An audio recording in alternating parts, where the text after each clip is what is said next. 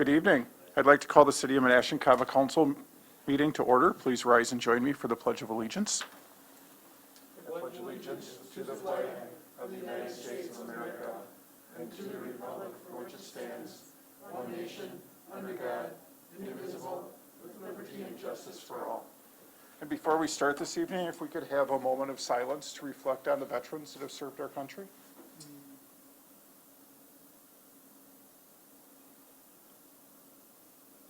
Thank you.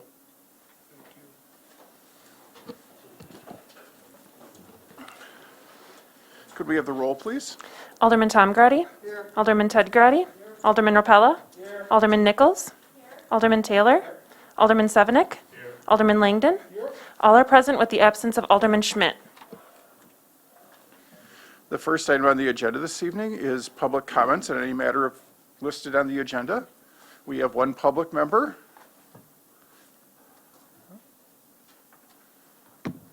Thank you, Mayor. Good evening, everyone, on this nice, fine Veterans Day. Debbie Galeazzi, 1025 Melissa Street.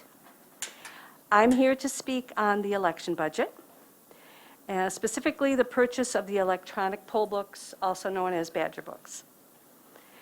Around 2014, the Wisconsin legislature instructed the Wisconsin Elections Commission to create software for electronic poll books to be used by municipalities for elections. The Election Commission worked with Wisconsin clerks to create the software.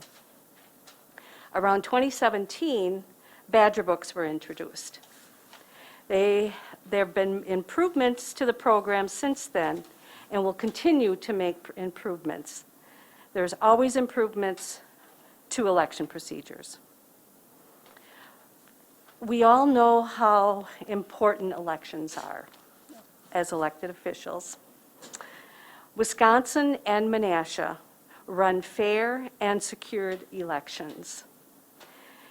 It would be good if everybody could work the elections. It's great experience and you learn a lot, as Alderman Nichols did when she worked the November of 2020 election. Election security is very important, especially now. Electronic poll books are secured and they are not connected to the internet. The same information that appears in the paper poll books will appear in the electronic poll books. So there will be no date of births, no social security number, no driver's license number. Electronic poll books are used to check in voters, registered voters, and process absentees, all on the same machine. You do not have to set up separate stations at a polling place for those procedures. You don't have to separate the poll books based on the voter's last name. A voter can go in any line to be checked in. These will help streamline the election process and will not require as many poll workers. The laptops that we used in the past to register voters are no longer available. They died. They were old. The city would have to purchase new laptops to use for registration, the registering of voters. The electronic poll books will make it registering voters quicker and easier. There will be less errors when completing new voter registration applications because the voter's driver's license can be scanned and all that information autofills into the spots. My experience with the Badger books show a user-friendly system that walks the poll workers through each step of the election process. So I hope you consider keeping the purchase of the electronic poll books in the budget. It is something the clerk's office has been working towards for a few years. Thank you.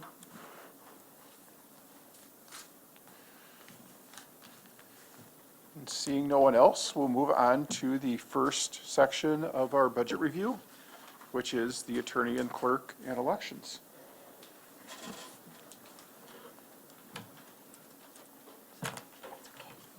Thank you.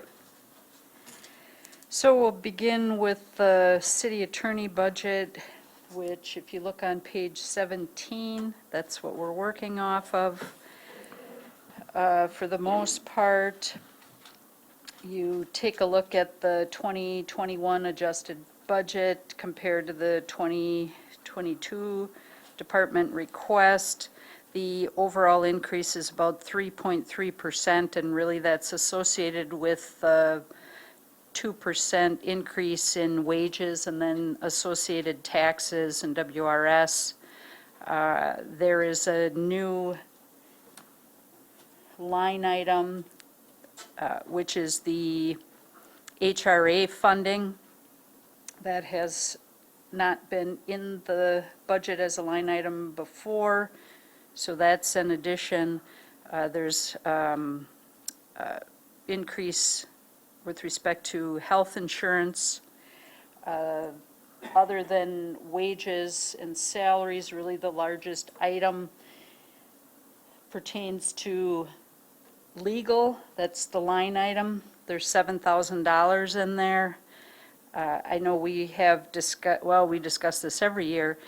I put in a number in there in the event that outside counsel is needed for any type of conflict, or if I'm out on vacation or something to that extent and somebody needs to fill in the event that we need some other expertise. The number that I put in as a, really it's a placeholder, is $10,000. Every year the mayor cuts it, so that's why it's $7,000.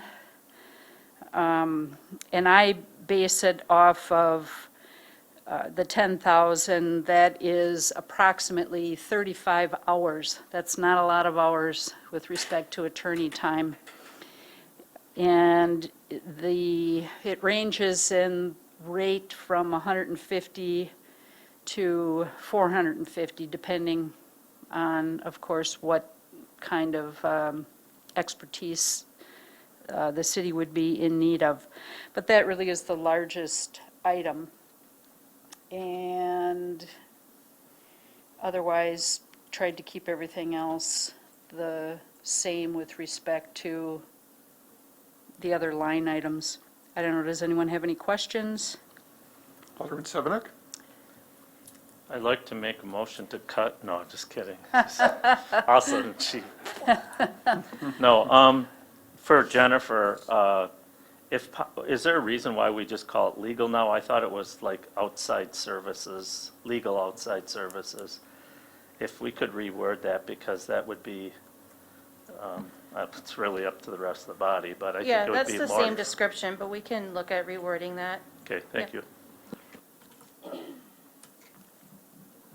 Alderman Pella? Thank you, Mayor. Pam, just to explain, why has it gone from 220 from 159,000 to 177 to 182? I mean, that's an increase of 23,000 over 2 years. What's the reason for the jump?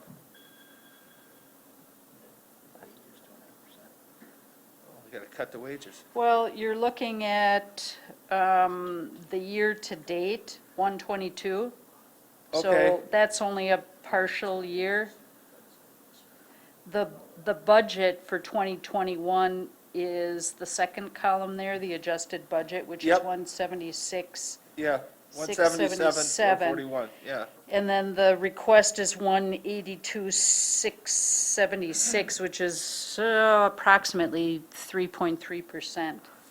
Okay, And that, 3.3%, like I just said, is attributed to primarily a 2% increase in wages, and then there's taxes associated with that, WRS, et cetera. okay.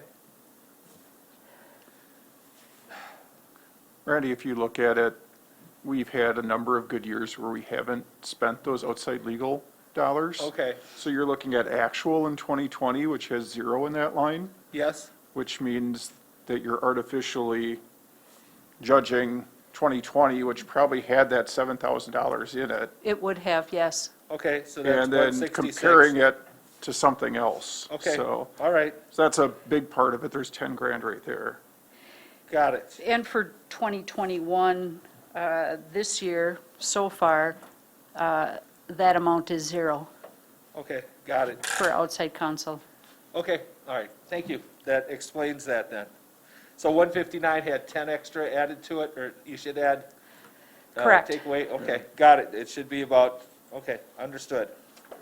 It could be 169 for on it, okay, got it. And then in 2020 as well, there, with respect to training and stuff, which I'm sure you've seen in other budgets, Right, it was non-existent because we couldn't leave our offices for the most part. yeah. Thank you, all right. Sure.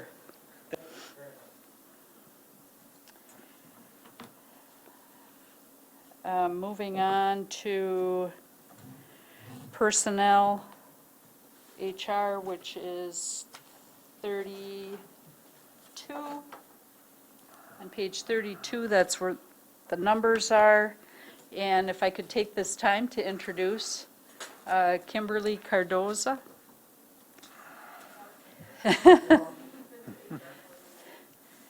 And she, if you didn't hear what she said, is the new Human Resources Coordinator. So she's just, Kimberly, could you stand up again and just drop your mask for about 2 seconds? See who you are? Okay, all right. Thank you very much.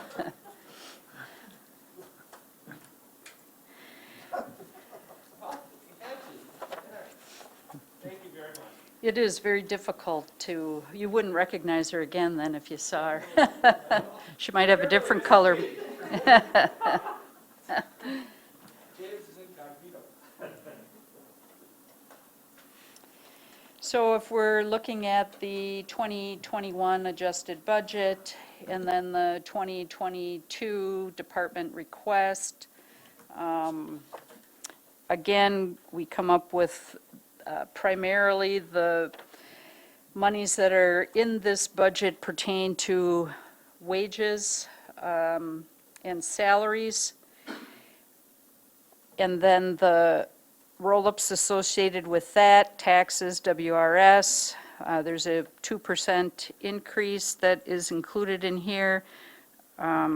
With respect to the health insurance, again, that item, which is the HRA funding, is $2,400. That is a new line item, so that was not in previous budgets. And you may notice with respect to legal and, or excuse me, with respect to medical and management, which is in about the middle, that for 2021, we will be over in both of those categories. And I believe in 2020, in those categories, they were over as well. And that has to do with staffing, new staff, changeover in staffing. When I first started here, we would have 1, maybe 2 employees that would leave a year. And that was most often because someone was retiring. And the case of employees now, you know, they say the average out there is approximately 3 years. So that, you know, we are experiencing, I guess, the same thing as they are in the private sector with respect to the hiring of staff and staff moving on. So, you know, every time we have, that number depends obviously on recruitment and turnover of staff, because it has to, the costs that are associated with that are testings, like drug testing, some of the screenings, depending on the position. Perhaps there's a criminal background check, caretaker background checks, finance, just depends what the position is. If we need to send anyone for fitness for duty, examinations, and then every time there's a new person starting, there is a medical exam and drug testing as well. Yes, thank you, Mayor. Attorney, promotional. That, Just curious as to what's in there. that's the wellness program. That's the wellness program. Okay, so if we're. I'm on page Page 30, 32. 32? That 30-16 is the count. If we only spent $400 this year, what do you mean by the wellness program? If they do something, they get incentive money or what? And I'm curious as why it's 5,000. It actually, when I started it, it was about $20,000. And then it has continually been underfunded for a period of time. Then, particularly for this year, there weren't any activities that were scheduled, just very minor activities. But generally, it has to do with if we have, I'm trying to think of what they call that, the health risk assessment, that we pay for a company to come in to perform health risk assessments, blood draws, blood pressure, heart, et cetera, meets with employees on a couple particular days, and then provides a summary of results that help us to determine where we should be focusing our efforts with respect to the health of our employees. And you may recall when we were just talking about health insurance, that our usage is over 100%. And so if there are ways that we are able to try and focus some trainings, we've had speakers come in before. Sometimes there are, what do you call, trying to think of what you call those. We'll have a little program where employees can monitor their activities over a period of time. It's a little contest kind of a thing. There may be a luncheon associated with that, so those kinds of activities. In 2020, of course, it was not we couldn't get together as a group in any fashion, so those funds were not spent, went back into the general fund. Of course, we started out 2021 the same way, and then we had a turnover with respect to the HR coordinator position, that's the position that would help lead that. So that'll be something that we would be intent on ensuring that we work on that. Alderman Repello? Thank you, Mayor. Pam, I was just a little concerned. We have our own health department, so there shouldn't be really much cost for outside health agencies if we have our own. I think, our health is public health. That's Okay. their emphasis. They We would be private health? They do not perform activities that are, those activities that we are able to utilize for them, such as vaccinations. Right. They do vaccinations. I did have my booster shot from them. They did a good They job. I'm still do living. not do employee wellness checks. Oh, That, okay. that isn't something that they would do like for other businesses and things like that, and for us. Okay, all right. They do, at times, help with you know, if they have various classes that are offered to the public, or then our employees, we do send our employees, and there is a cost to that, so it does Oh, exchange okay. from, you know, we're paying ourselves, so to speak, because that's how their budget works. Okay, And so the money would be moved from there into their Okay. budget to cover the time, you know, that a nurse may be educating some of our staff. As an example, I know that we've sent as many staff that are interested in the CPR training and first aid, stuff like that. They have had other, and I can't think of an example, but they have had other health topics. so those things, we pay them? Correct. To run those classes? You got it. And then it comes through their budget, you see it in their Yeah. budget. Okay, all right. So obviously, if there's a, you know, you pay it and then you Right. utilize it. Right, I thought they just do it out of the goodness of their heart, but, okay, guess They have that's to, not there. they account for Okay. every minute of work, Okay, and it has to go into and come out of a certain budget. okay, all right, thank you.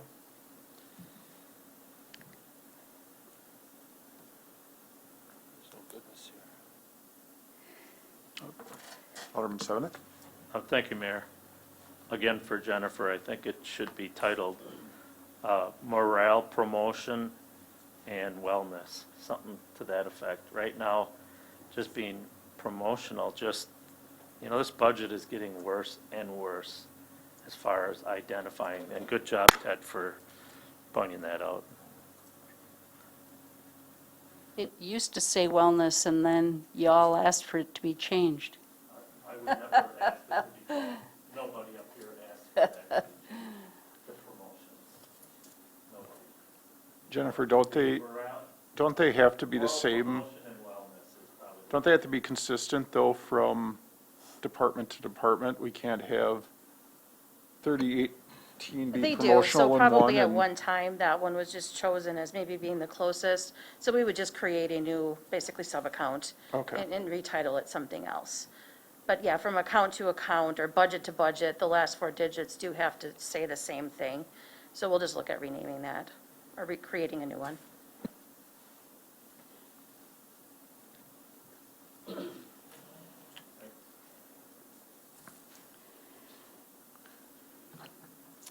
The property insurance, 263.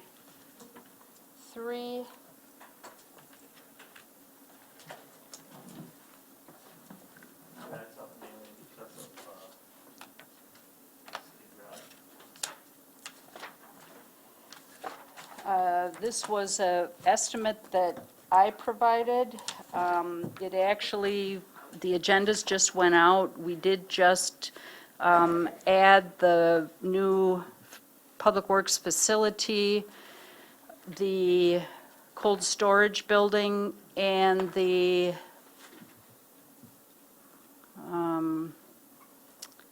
We had some items in Jefferson Park as well. yeah. And so there was about 14 million that was added. And so the premium is actually 51,000, as I recall.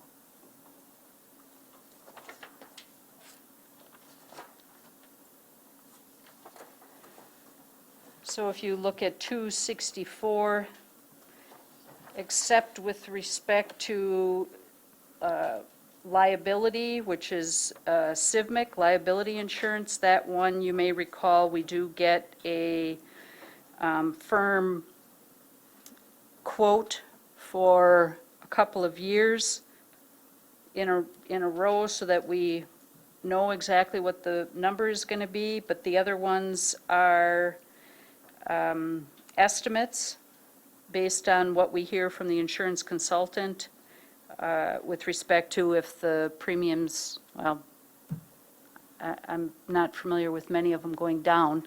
For the most part, they have a tendency to go up. Alderman Sevenick? So is this number, the 148,533, the right number then? That one have nothing to do with, so we'd have to Okay, ask finance what that number stands for. It's the next page, which Yep. is 264. Oh, That I'm one's the sorry. revenue number. And I looked at it earlier. Okay, so same question then. Is this number in line then, the 191. 191,302? No, Jennifer, did you, I think we, no, those are estimates, except with respect to the liability insurance, which is the 61,715. We did just receive the property, I had estimated 45,000, and it's in your packet, and I believe it is, I want to say 51,000. We did, prior to, this was completed prior to receiving also the invoice for the underground storage tanks. So we had 3,100 in there, and that one came in closer to the 1,200. So those two hopefully somewhat offset each other. Oh. But, they come in after the publication of the budget book. Okay, the reason I'm asking is, okay, so now I'm looking at the 61,715, Yes, and you said it came in about 10,000 less, or 9,000? no, I think she said the one above it, the 45,000, 40, Okay. the 40, came in at 51. correct. Came in, so are you saying we have to add? Jennifer, did you want to comment? Yeah, if I may. I think it'll offset. Attorney Okay. Captain did bring that to my attention. So it's an internal service fund, so it has its fund balance. But I think what you were referring to on page 18, it's called the Property Insurance Fund. So basically, all of our city departments contribute to that fund. So Okay. what you saw on page 18 was basically the general fund's responsibility to pay into that fund as a revenue. And our city garage does, some comes out of the sewage fund, stormwater, and You're it all talking funds the property 263 insurance fund. on page 263, not page 18? Well, 18 is It's the on amount in 18 the as general well. fund Oh, okay. that the general fund pays the property insurance fund to fund it, basically. So I'm hearing though, that one offset the other, so everything is in line, there's no reduction There or doesn't need to be addition? any changes. Okay. I'm comfortable with the, knowing that there's going to be that little bit of a change. Okay. Yeah.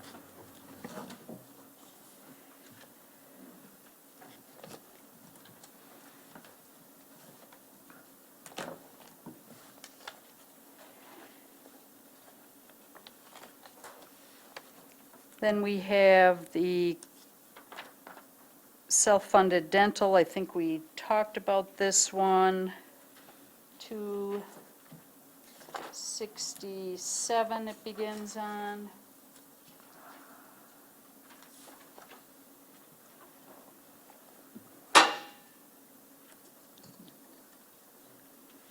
Is your table? That one went over, right? Well, what happens is there is a budgeted amount, and then based off that budgeted amount, it's associated with the actual dollars that are billed and paid, and we receive a monthly notification of what those dollars are, and we were notified that it was going to be, it was running a little bit over for 2021, but there is no recommendation to change any of the premiums or anything because last year, and I believe the year before, there was a little bit of a surplus, and so there is no recommendation to make any adjustments to that. Alderman Sevenick? Oops. She kind of answered my question at the very end there, so I'm good. Okay. Then we have the city clerk budget. Were you going to talk about municipal court too, Pam, or is Jen doing that one? I mean, I go to municipal court, I don't run it, so. Jen, did you want to talk about the municipal court one? I wish I did. What's in the budget basically is just like the, I believe it's like the rental fee or the administration fee that we're billed from the city of Neenah. That's on page, 20. I think, 24.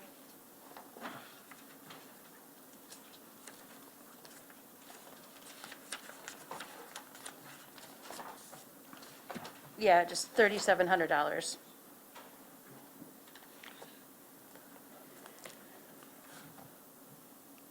So we are still running a deficit overall in the municipal court, and that's something that we do need to look at. We say that every year. Yep. Neenah is not requiring us to immediately pay down that balance, with the expectation at some point either municipal court will start running in the black, or we will start paying towards that each year until we do. Neenah also has a fairly large balance, from my understanding. They do. I think in the last 2 years, they put rather small amounts towards it in comparison to the actual deficit. But at the end of 2020, our share of the deficit was $130,000. So. Alderman Taylor? Thank you, Mayor. 2019-20, we have a deficit of 19,000. And, this goes back to two other finance directors talking about the need to get this somewhat under control. And like you had mentioned, Mayor, we have 130,000 deficit in the court. Is it a reason we're not writing enough tickets, or are we plea bargaining stuff ahead of time, or? I can attempt to answer a little bit of that with Pam, that each ticket has a set amount that goes towards the court, and that does not cover the full cost of the court. I understand that. There's all sorts of stuff. It's police funds and everything. There's a lot of stuff in those tickets. Yeah. Not police funds, but, yep. And we are only statutorily allowed to charge so much. So just writing more tickets isn't going to fix the problem. So we need to look at that more holistically. Okay. Because of time here, I think it'd be good to work this in on a workshop sometime and show us exactly, break down some numbers and show us, all the fees that are involved and things, so we better understand that. Sure. Thank you. And we have the clerk and the elections. Oh, Are most cities under, I should say, over budget as far as their court system goes? I am not aware of what other cities are. I mean, I'm not obviously, sure. they must have figured out what to charge for speeding and all that, so they're not over. It isn't that, though. Your ticket is a set amount that goes to the court, and then a set amount for penalties. And I Okay. don't know if there's other categories too, but Okay. we're not allowed to change that, increase that number that goes to the court. Oh, And in fact, it went up, they allowed us to go up to, I don't even remember what the number is. There was a statutory change several years ago, might be 5. Okay. I don't exactly remember, but we did go to whatever the maximum was, both Neenah and Menasha, in an effort to, help fund the municipal court. but I mean, if we would call up Green Bay or Appleton or Oshkosh and say, hey, what are you guys charging? You're not over, you're not $130,000 in arrears, and figure out why they can make it go and we can't. It isn't necessarily in arrears, it has to do with what is the cost of running a court? Okay, And so, in some cases, I'm sure there are communities where operating the court costs less. so we're paying the judge too much. Or not, or, I mean, we gotta cut the cost somewhere. I don't know what the Okay. judge gets paid. Okay, I'm sure it's just a part-time thing, too. okay, all right. But there is, they have one full-time staff, and then they have a part-time Okay, court judge. And I would venture to guess, too, in some communities, there may be a lot more tickets written. okay, And so if tickets are written, it's likely that you would have a higher number of convictions okay. So- versus people. Got it. So, yeah, I would like to have, I'll second James's motion, get a workshop here and figure out why these other cities are doing so well in their court and where our ship is sinking. So. I don't think It courts make doesn't- money. it's any- not- Let's at least break even. It's not It's not not a like the rec venture, department. it's not a business, it's not a venture to make money. Okay, You can't make money. okay. It's, Right, you but know, at least just it's- something that a city provides in an effort to try and ensure that its citizenry or visitors comply with the law. And when they don't comply with the law, then they're penalized. So you know how it is, prisons, we don't make money off No. of prisons, we don't No. make money off of jails. Right.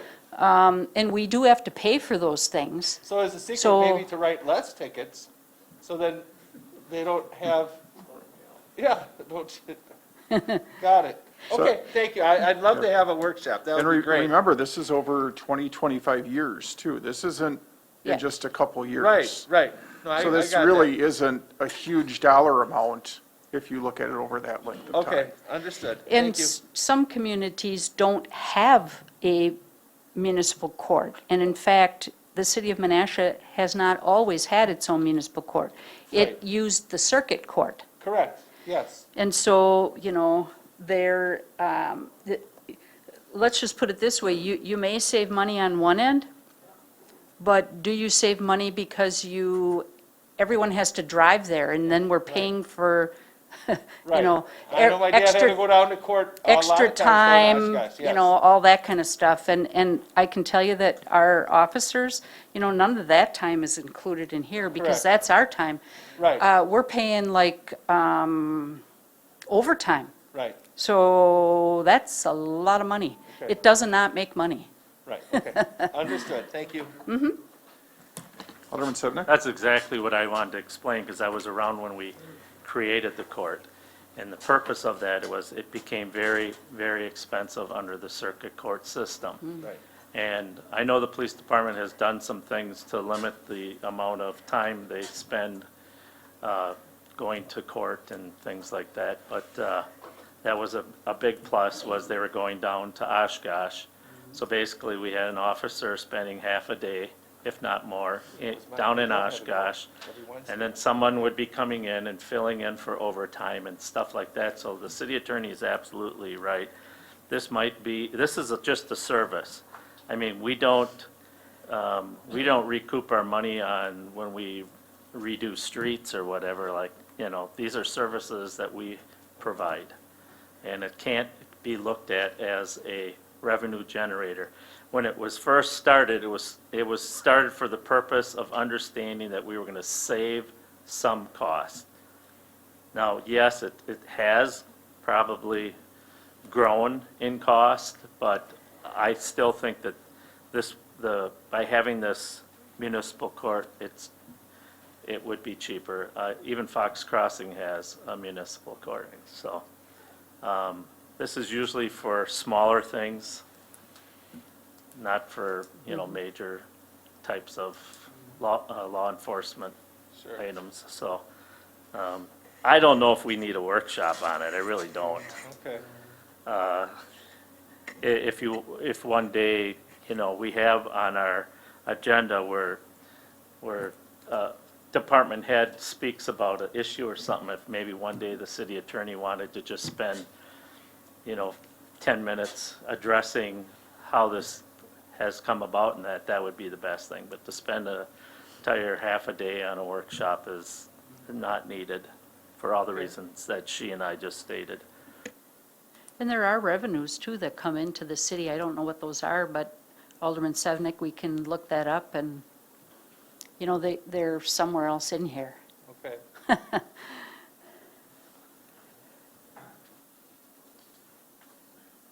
The city clerk's budget on page 21.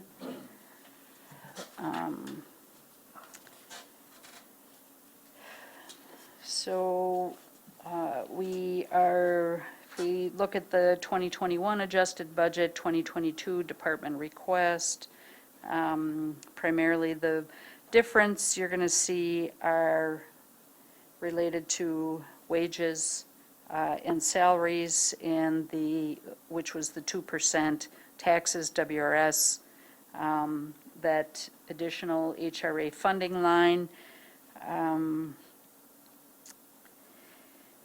And I think there's just a little bit added for registrations, which is just $200, but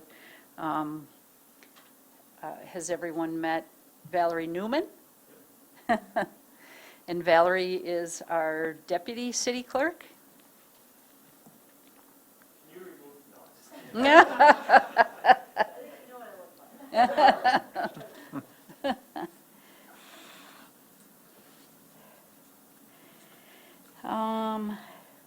Anyone have any questions about that one?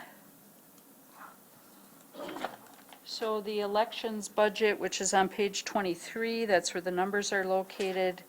There is an increase from the 2021 adjusted budget to the 2022 department request, and that is due to the fact that there will be 3 elections. And then there is also monies budgeted for a possible 4th. You don't know if there's going to be the 4th one. That's the one that occurs in February if there is a runoff. And so in addition to that, the expenses associated with that November election are higher because of the fact that you expect a larger number of people due to the fact that it's a governor's election. So you will see the increase over twice the amount for the poll worker wages. There are increases for printing, postage. As many of you are probably aware, postage not only has increased in cost, but in addition to that, the use of absentee ballots has increased. So I guess until we know different, it's a little bit challenging to kind of estimate exactly where that's going to end up as a final number. The vending and catering, there are monies in there, and that's due to the fact that food is brought in for the poll workers. They are there, from early in the morning all the way through, some of them till after the polls close. And so food is brought in for poll workers during those, the governor's race, just the governor's race. Did you want to talk about poll books too, Haley? Absolutely, I did I'm bring a guessing- presentation with me tonight. So on page 302 is the capital improvements budget, and that is where the electronic poll books are. They're right at the top of that page. And if you want to do your presentation. Thank you, Mayor, and thank you, Attorney Captain, for that brief overview of both the clerk and elections budget. Before I begin, I just wanted to thank all of our poll workers, chief inspectors, and my deputy clerk, Valerie Newman, for their dedication to the city of Menasha and their tireless efforts throughout this pandemic with the elections. It has been a pretty challenging year, and we've overcome some obstacles, and it's only made us stronger and better in our election processes. With that, I'll jump right in with the funds. The CIP funds on page 332 I have 31,500 budgeted, and that would be for 5 polling places. With redistricting, I am hoping to eliminate 1 polling place, and that would be Jefferson School. From there, we would distribute those folks to both the senior center and Clovis Grove schools. They would see a little bit more voters at each of those locations. Breaking down the costs for the Badger books themselves, the cost is $2,200 per unit, and that includes the touchscreen display, the printer, and paper that goes with the printer, the keyboard, the ID scanner for the IDs, and then the mouse that would be for operating the display, although it is touchscreen as well. The cost breakdown, I am hoping to implement 3 Badger books per polling place. That is 4 polling place plus 1 spare unit in case we would have one that would go down or be unoperational, for a cost of $28,600. So it is a little bit less than what was originally budgeted. I just didn't know with redistricting if I would be able to eliminate a polling place at that time. So there is a decrease. Next. Can we stop right there? Sure. Let's go back to the books. Okay, so, page 330? No, no wonder I got- 302. You said 302, right? But she's got 332 up there. I think in the back of the budget book is the CIP Okay, so, that's- actual section, but it might be listed in that additional page as well, but there isn't a breakout further than the total amount. all right, I just want to get to that then. Sure. So go to 332, 332 is the CIP page. right? 302 is the 470 fund, which is where the capital improvements projects are. 332 is just a more broad description there. All right, okay, I'm going to be on 332 right now. Okay. Okay, so, I was going to say Valerie. So used to dealing with Valerie.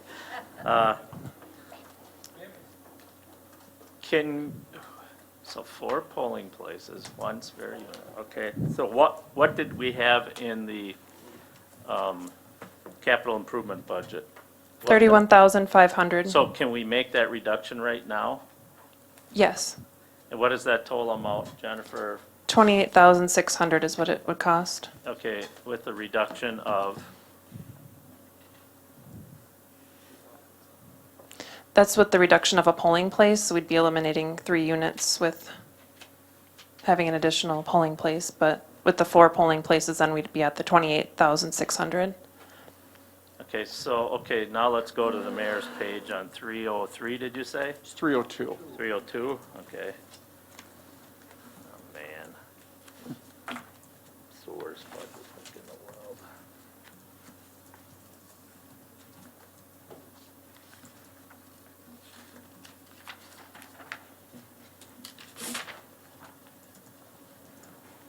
Where are we? It's right at the top of the page on 302.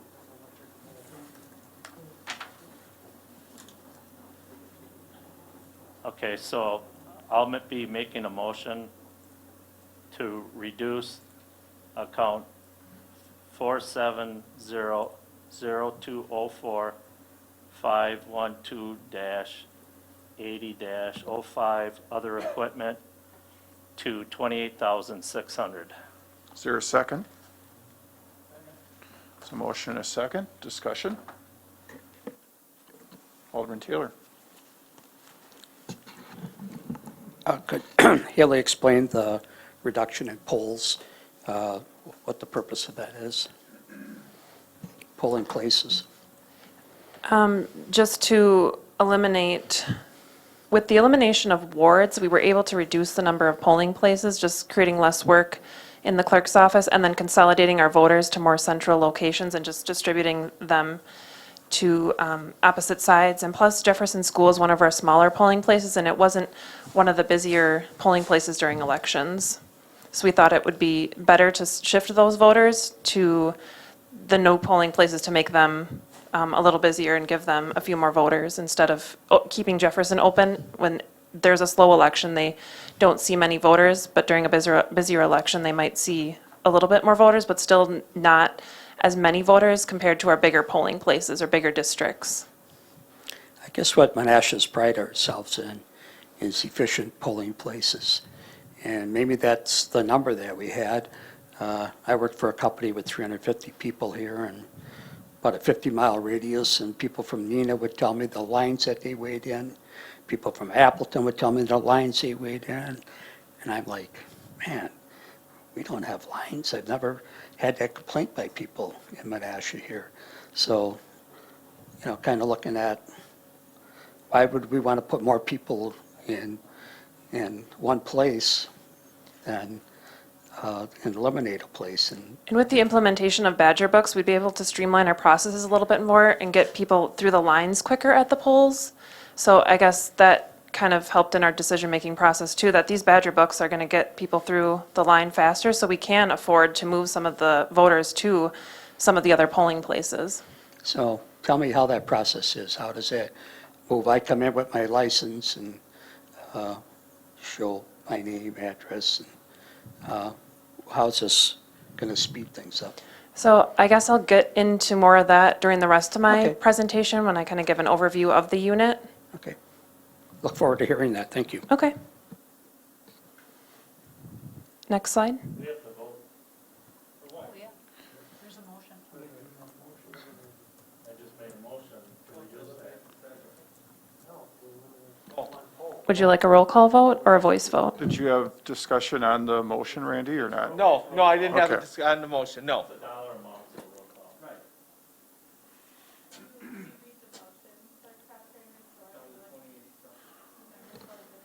Go back to the last slide. Basically, it's just going back to that number that she's recommending, because she has. I know, I just want everyone else to remember what it is. So what we're doing is reducing the other equipment account. I apologize, I didn't catch the number, to 28,600. So is there any more discussion on that? Can you flip the screen back so we can do a roll call? Switch it to the Televic, please, Valerie.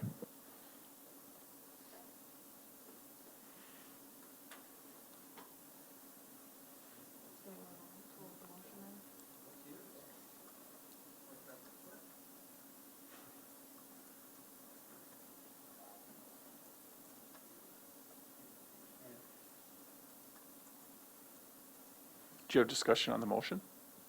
Okay.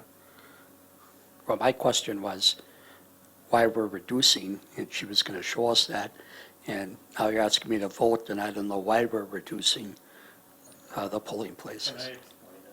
I can. So right now, the senior center has. Sorry, I had a Yeah, question. that's fine. Let me try to explain a little bit too. Right now, the senior center has districts 1 and 2. The Boys and Girls Club has I districts. think we should limit outbursts from the council to a mayor. The That would be appropriate. Boys and Girls Club has District 3 and 4, and Clovis has 5 and 6? 5 and 7, and Jefferson has 6, and Dog Club has 8. And the Dog Club was a much larger district, so that district was very busy, and that's why we separated those two. Now, all of the districts will be approximately the same number of voters again. So we should be able to have 2 districts in each polling place and still have efficient elections without lines.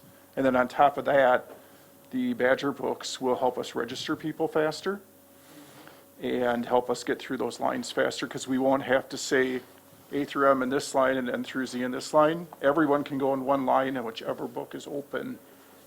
And that was can my move question, through. how this was going to make the process more efficient. And the clerk said she was going to hold off on that, and that was part of my question, Did I do why. an okay job explaining? Yes, that is Okay. accurate. It might, Okay, as soon as, is that Okay. all, James? All right, thank you. Sure.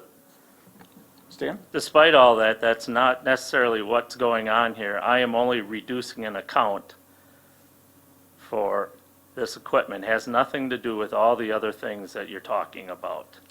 Basically, it is about equipment in that particular account that isn't needed because she had put that figure in earlier and now realizes there's a savings. And I'm just changing the account to reflect the amount of money that she's looking to have in there. That's it. But I think the point being that if the council wants to keep 5 districts, there won't be enough money to, 5 polling places, there wouldn't be enough money. We could cut it all out, it wouldn't matter what districts you're in. So, or where the polling places are. This is only about the equipment. Okay, could we have a roll call vote, please?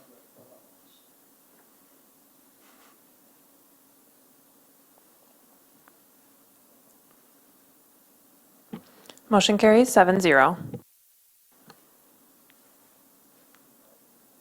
Going to change this back, Valerie? Thank you. Perfect. We're both thinking the same thing. So now I'll go deeper in depth. What is a Badger Book and its capabilities? So what is a Badger Book? The Badger Book is an electronic poll book software and device that is specific to Wisconsin election practices and statutes. Pictured on the right, you'll see the Badger Book tower display, the keyboard, the mouse, and the printer. The Badger Book within each polling place connects securely to each other, so there is a server that they all talk to, so they can talk to each other and be connected during the election. They do not connect to the internet. And this was created in 2017 by the Wisconsin Elections Commission, so they have come pretty far since they were first implemented, and there are a number of municipalities surrounding us that do have them implemented besides Harrison. So now I'll jump into data security. On the right there, you'll see we had the opportunity to attend a Badger Book open house with our chief inspectors. So there they're using the unit, this is at the city of Manitowoc. Back into data security, only one data source is necessary to run the election, and this comes from a database that us clerks use on a daily basis where all of our registrations are housed, our absentee ballot information. So that's where that data comes from, and then it is downloaded onto the Badger Book device. There is no date of birth, driver's license, any personally identifying information that is kept on these devices. At the end of the night and before an election, the data is transferred onto the poll books using a flash drive UBS device, or USB device, my apologies, and then it's downloaded onto the Badger Book. From there, after the election, that data is then transferred onto the USB device and brought back to the clerk's office. So there have been a number of security concerns that have been addressed. The overall overarching opinion is that yes, they are secure and they do house the information in a way that is encrypted with enough technology and software protections that it is a device that can securely hold all of the information that election officials will be using on election day to assist voters, registration, check them in, process absentee ballots. And then reducing this risk. All data is encrypted and received from the state's voter registration system. And like I reiterated, they're not connected to the internet, so there is no risk of hacking from that standpoint. As far as updates go to the Badger Books, Windows 11 has been rolled out. This would just require a update to the system itself, not requiring a purchase of an entirely new Badger Book itself. This would be something that the vendor would update for us. Going into the capabilities, it can check in voters, register new voters, process absentee ballots. It cannot replace all paper processes, which I will get into a little bit further, and it cannot access outside information. So anything that we would have at the clerk's office, it's not like connecting to our personal computers or anything in that way. It's its own unit, and it's housing all of the data there that day. So things that are happening at the polling places on this device is not automatically getting updated in our state voter system back at the clerk's office. That happens after the election, after the data is transmitted and uploaded into our program. So there is still a number of things that will be on paper, just so we have a backup. The poll books will still be printed, a paper copy, so if anything does go down, we just revert to our current process and put that in place. our list of ineligible voters, and this is used to register voters, checking to see if they're a felon or they're not eligible to vote at the time of election. Our ward maps, our city street listing of all of our streets in our municipality, and then other required postings. The election inspector's statement, which is used by chief inspectors to record activities throughout the day. Election observer log, which is used by chief inspectors to record those observers that attend the election during the day. Provisional and challenged ballot forms. So there are many more things besides just this list, but this is a pretty comprehensive list of all the things that we will still be printing. So how will the city of Menasha benefit from these Badger books? I identified 3 key items here. They will overall improve efficiency, checking in voters at the polls, processing absentee ballots, posting election results at the end of the election in the clerk's office. So getting to Alderman Taylor's point, when a voter would enter the polling place, they are able to step up to one of these devices, and a poll worker will be stationed at each device, helping them check in. They would do exactly the process, what they're doing right now with the paper poll books. They state their name, the election inspector is checking their ID, they're signing the poll book. All of those same tasks are accomplished on the electronic poll book. It's just an electronic version of what's already being done. With this, everything is housed in one sustainable unit instead of having just a physical paper copy in front of them. So they would be using a stylus to sign on this touch screen, and then the screen itself will prompt the election inspectors through each of the different steps along the way. So a benefit to that is they don't have to remember, what do I have to do again? Or if we have a new election inspector, they're not relying on, say, their neighbor to help them out or that sort of thing. The screen will prompt them along the way, step by step, every single process. So then that gives our election inspectors the confidence that they're not forgetting a step or missing something or being inaccurate with their records. They have everything from the program that it prompts them to do. Was there any other questions on that so far?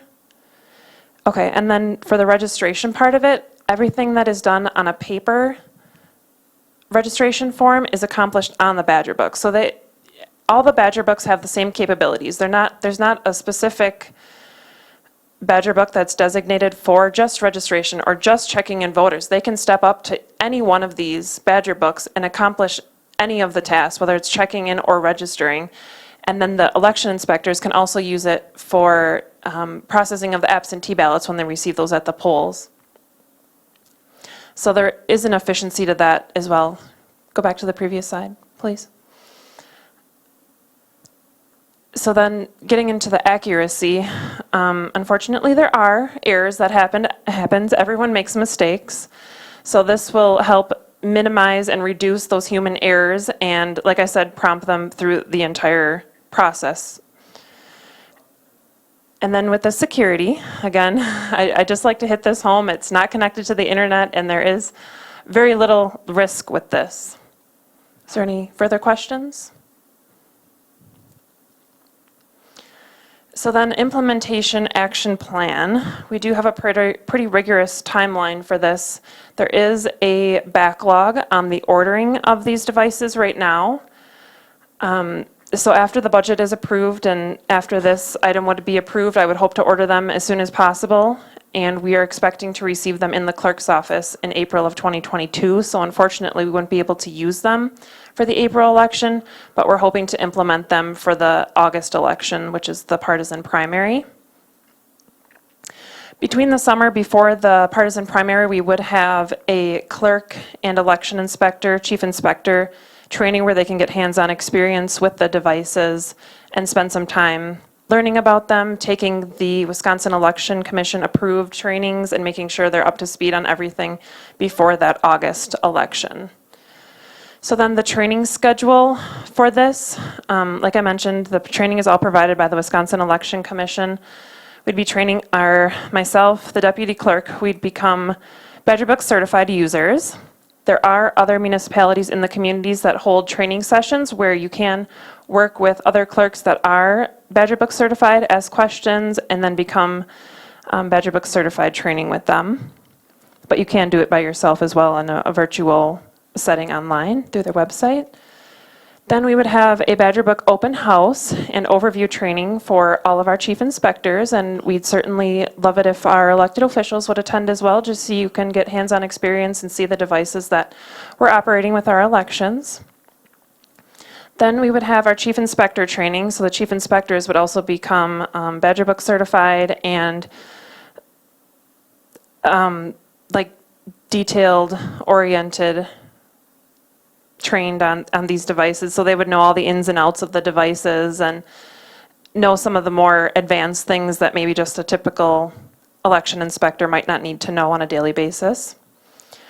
And then finally, we would have a poll worker training by polling place, so this would be inviting all of our election inspectors to attend a training and see the devices firsthand, get training on them, and make sure they're up to speed on everything. I do just want to mention I have a poll worker training prior to each election. So at that time too, I would reiterate some of the things that they have learned and make sure everyone feels comfortable using the devices at the August election. Alderman Sevenick? With this new implementation, are you concerned that you might have poll workers that might be intimidated? I mean, there will certainly be some of that, but as far as from what I've experienced with our chief inspectors attending the open houses, they're all very excited for the implementation of these devices and hopefully improving the election process and just making things more efficient and faster overall. It's pretty simple. I think once some of our election inspectors start to get their hands on these devices, they'll realize, oh, this is something I can do, and the screen prompts them through each step of the way, so I think it will be a very beneficial thing for everyone involved. I'm just kind of concerned about 1 week in advance. I just think that maybe you should have and maybe you do this, but like a mock election kind of thing where Sure. you're training the people so that they, Absolutely. get used to this because it's the first time. And then, of course, this won't even be an issue a year from now. Sure. And the reason for doing the training 1 week prior to the election is so that everything that I've trained them on is fresh in their minds for Election Day. This wouldn't just be the Badger books, it includes all of our Election Day processes from the time the polls open to the time that the polls close. So I go over everything that would happen during Election Day per election. So there are different things that poll workers need to know before each election. So I make sure to train them and get them the information that they would need before any given election. Alderman Taylor? Oops, I'm sorry. I'm not looking both ways. Alderman Grady? Just more procedure with the books not coming for the April election. Will Jefferson still be a place to vote this last time, or are you going to eliminate it with this upcoming election?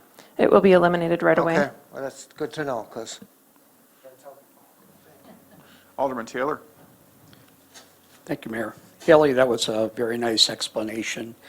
I think we all have many concerns with the last presidential election and all the challenges to our electoral system, which is, the foundation of our democracy in this country.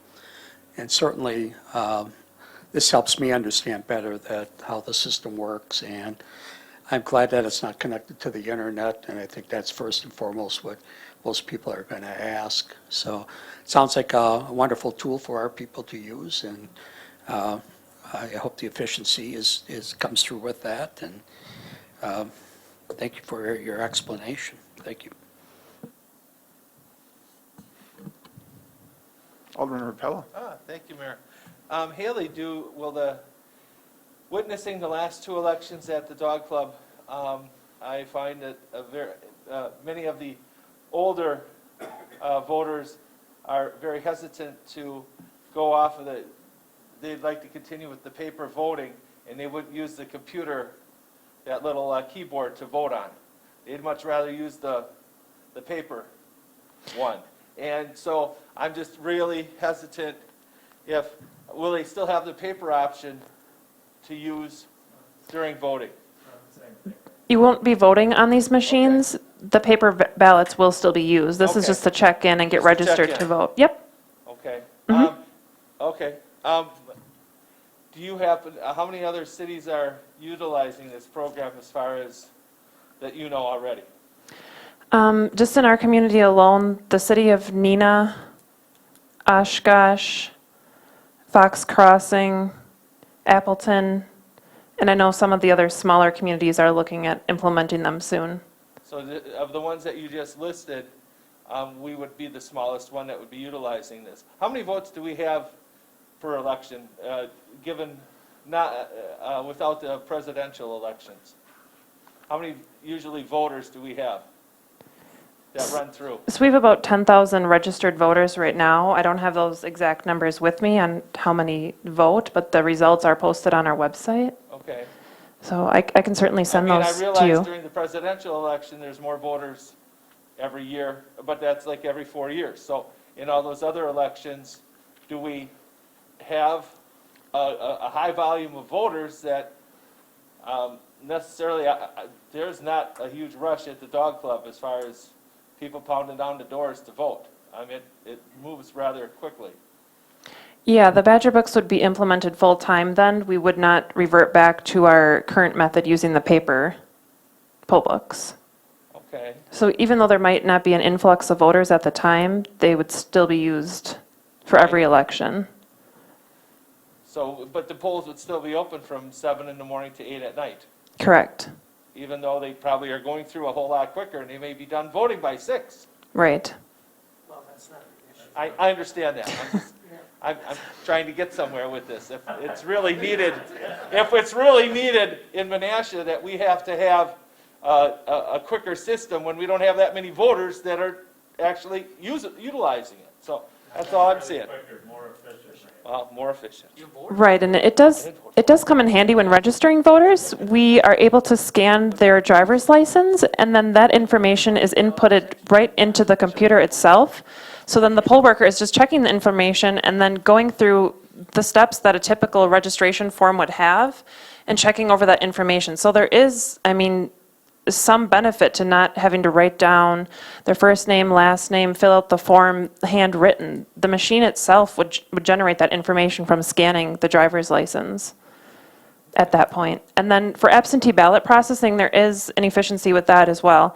Each absentee ballot that comes and leaves the clerk's office has a barcode on it, and during the election, we would scan that barcode, and that checks in the absentee ballot that it's been returned and processed. So we can scan up to 10 absentee ballots, probably more than that too, and those are all processed instead of individually numbering each one and processing each individual one. I mean, the process will still be the same, it's just that you can check in multiple absentee ballots at a time. So instead of it taking all day to process absentee ballots, it could only take up to an hour or two to get through hundreds of absentee ballots. So it's not just checking in voters that would be efficient, it would be the other processes as well. So you have to have a driver's license to be able to do this? No, there are other forms that can be used to register to vote. Okay, all right, thank you. Alderman Nichols. Thank you. Right, I'm going to vote by absentee. I think it was, I don't know, 2 years ago we started talking about this. And I was the biggest skeptic of everyone here. Yes. And as was mentioned, I did work the election last November, and that was my first election ever, and I encourage everyone and anyone to do it at least once in your life. It's worth it. I learned a lot, and I have every reason to believe that elections are secure and completed with integrity because I worked that election. And I also took advantage of the opportunity that was laid before us a few weeks ago to attend the Badger Book Open House in Greenville to help answer my questions about these devices, which are many of the same questions that you all are asking here this evening. And through my attendance there, I learned a lot about these devices and support implementing them and understand how they will make the process more efficient. I understand how they work, how the information is processed, that they're not hooked up to the internet, how they work together, all of those things, because I attended that. And so I support this purchase. It's important to understand that paper poll books will still be there, and everyone will vote on a paper ballot. Ballots are the same. And Clerk Kramer, the poll workers will be operating the machines, correct? That is correct. Okay. The only time the voter would be using the machine is to sign and then Yes. check over their information, but there's no other point at which they'd be touching the physical poll book. Just like they would with a paper, the only reason they'd be touching is just to sign. Yep. And so I personally don't want this technology to discourage poll workers, to discourage people from poll working, thinking that we don't need election inspectors anymore, because we do. People are really important to running elections. I do have one question about the funding mechanism for these. I'm not seeing them on page 23 in the budget. And when I go to the back of my book at the CAP, I see them funded through the general fund. But then we're also talking about Fund 470. So can someone help me understand how these are being purchased? They were originally in the general fund when we did the CAP workshop. Yes. Apparently that did not get changed into the 470 fund. So we'll update that before we print final budget books. Okay.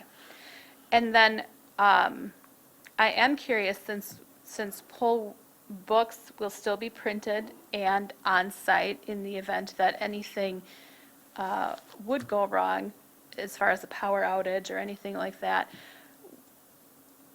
in some of the larger elections, would it still be helpful to have a laptop on hand for that registration process instead of doing that all by hand? We currently don't have any laptops that we can supply for elections, so that's the understand. reason for the purchase of the Badger books. I know, but I'm planning in the event of a Sure, power outage. absolutely, it would be helpful. Okay. Because it would, affect the tablet though, if there's an outage. well, they run on electricity. Yeah, but they're not connected to The data in the device my phone. does back up every 5 minutes as well. Yeah, I understand, but if there were a power outage or some other event, the poll book itself, the electronic poll book, wouldn't work anymore. The data is saved, but no one could register using that device. Right, and that's why we'll still have the paper printed registration forms that can be used. So anything that is currently being done via paper is still going to be included in our election inspector bins. So if something did go down, they can revert back to the old method. So the plan would be to go back to paper for registration Correct. as well. Mm-hmm. Okay. If there were an emergency power outage, we wouldn't have the time to bring over a laptop, a printer, a Dymo printer device for the labels, all of that. No, I would just assume it would be there. It'd be part of the packing plan for the event. No, we wouldn't, right, we wouldn't be including a laptop and a printer and everything for an emergency. Backup. So yeah, because for those reasons, I'm comfortable supporting the purchase of these, and I would encourage current election inspectors not to be discouraged with this, but to give them a try. I think that they'll be easily picked up by anyone trained to use them. Thank you. Alderman Taylor. Thank you, Mayor. Alderman Nichols touched on a couple good topics here. I know this facility here has its own separate power generator. I'm sure the Boys and Girls Club probably has a separate generator. And the third site is where? Is that Clovis School? Yes, Clovis Grove School, Winnegamie Dog Club, Senior Center, and the Boys and Girls I don't Club. think the senior center has a backup, so that's something, that's a good point that she brings up, especially for a presidential election or something, that we have that ability to stay, if the Sure. grid goes down, we're still good. So that's something I think we should consider as far as our polling places. And the stylist that you said we have to sign in with, how is that going to meet the COVID standards? Yes, so we are planning on purchasing individual styluses. You can buy about 100 of them on Amazon or any site for a Just fairly, like the pens we had, huh? right, yeah. I For thought it was just relatively, one on a cord or something. nope, each voter would get their own when they come in, and then we would place them in a basket to be sanitized. Nice. Well, thank you and another thing I liked about the system is that our poll workers are, 12, 14 hours a day, and it helps them prompt through each one. And that's a great prevention method for human error. So that's a wonderful tool. And before the vote, I was pretty ignorant, and now I'm pretty educated on this, so. Glad to hear. That's all. I didn't understand the whole process and that we're eliminating a poll site, and all this information was very helpful, even though I voted when I was ignorant, and now I am educated with this vote. So, thank you. So Alderman Taylor, you made a point about election integrity a little while ago too, and I think Alderman Nichols made a good point that I too helped with the election due to COVID. We were having difficulties getting poll workers last year, so I was able to help both with assembling absentee ballots and the election itself. And I would encourage everyone to understand and be a volunteer poll worker, so you do understand the process. Many of us have been on the ballot numerous times, but have never had that opportunity to see how it all works, and it will really breed a lot of confidence in elections if you do that. Really, the only requirement is you can't be on the ballot the time that you're working, so any other time, you'd be more than welcome, I'm sure, to be one of our poll workers. Thank you. You're welcome. Alderman Sevenick. Thank you. I recently read an article. There are those in the state who want to eliminate the Wisconsin Election Commission for political purposes, and this was put together by the Wisconsin Election Commission. So let's say they get their way. Now what? And that's unfortunate because, as Debbie had stated earlier, here in Menasha, they did an outstanding job. And not only that, but she felt that that they did a very efficient and accurate, and the elections were very secure. So there's another side, obviously, which very much disturbs me, because basically what I'm hearing is that every poll worker and every clerk in this state was a crook. And that bothers me because I've known Debbie for years, and she has run one of the most efficient election community that I just can't even find an area that we'd had to even do any kind of improvement. And I'm sorry I went off a little bit on this, but it's very disturbing when you see a group of citizens who did their job, did an outstanding job, and then are told that they didn't, and now they want to change the rules. And I commend our staff and all those poll workers who gave their time to their community to make sure that we did have efficiency, accuracy, and security in our elections. So I think that concludes the attorney, clerk, and elections, unless anyone else has questions. I had a few more slides here, Oh, you yeah. still have more slides? Just very briefly, I have this slide and one more. I did take the time to reach out to area clerks and get their opinions on the Badger books since they've implemented them. Appleton has had them for a number of years. Fox Crossing just recently got them about a year ago, almost now, and Nina has had them for a year or two, I believe, and each of them had very good things to say about the implementation of Badger books, and the poll workers have enjoyed using them, and I just wanted to kind of highlight a few things here. The Fox Crossing clerk had a lot of things to say about their efficiency, speed, and accuracy that is used, and the promptness of everything with the on-screen reminders and quickly moving a voter through the polling place.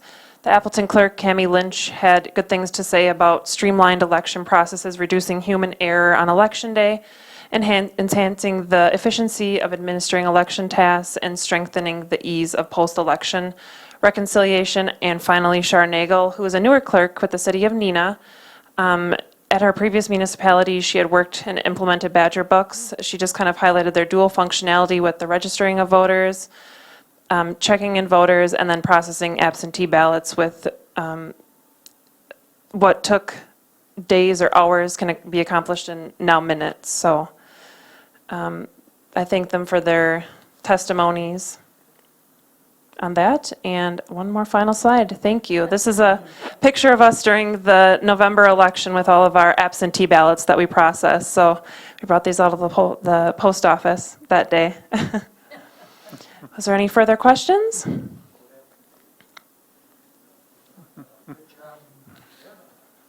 Okay. Thank you. Good job, pal. You